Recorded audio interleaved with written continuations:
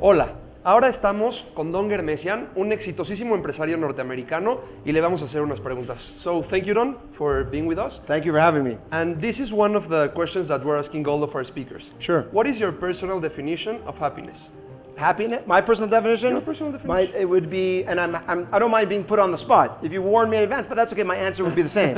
My personal definition of happiness is knowing that whatever it is that Hashem gave me in this world, whatever it is, whether it's money or relationships, or that I took it and I do everything that I can, knowing what it is that Hashem expects from me. And when you know the creator of the world looks at you with saying, yeah, he's fulfilling my wishes, he's doing what I wanted him to do, nothing in the world can make me happier knowing that we're doing that. And that's not just me, but it's the entire Ghermezian family. We have a mission, we know what our mission is, we know why it is, and so we do it.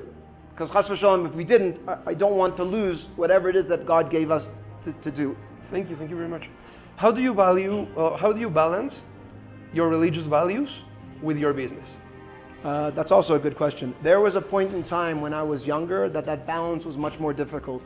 More difficult because I didn't have as much experience, right?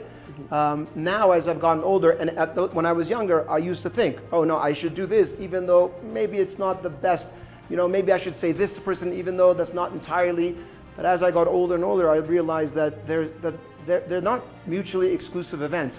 It's not like you can have religious values and you can run a business, but they don't tie in together entirely. No, if you have religious values, by definition, what you do in your business has to 100% follow those values, even if it means losing $5 million on glass, or losing money on not selling kosher food, like I said inside. Mm-hmm. And I gave 2 examples. There's so many examples that we have of things where, I'm sorry, we're not going to compromise because we know that that's not what Hashem wants us to do. And when you do that, there's no way that somebody can be hurt.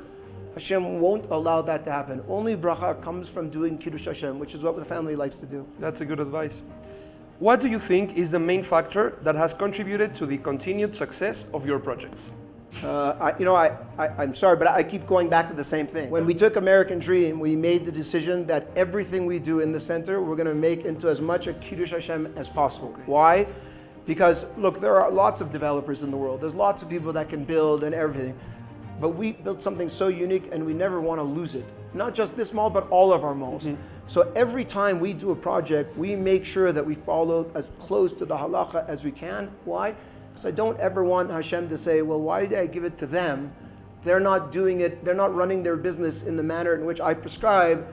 So then chas v'shalom, Hashem has to open the books to see whether you deserve what he gave you, and judgment, and you don't want Hashem to open the books. So we've decided that we'll turn every one of our projects into a real Kiddush Hashem.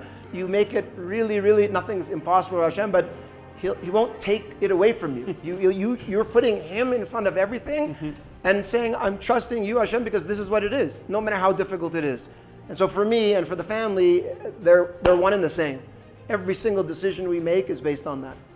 Thank you very much. Thank you. My pleasure.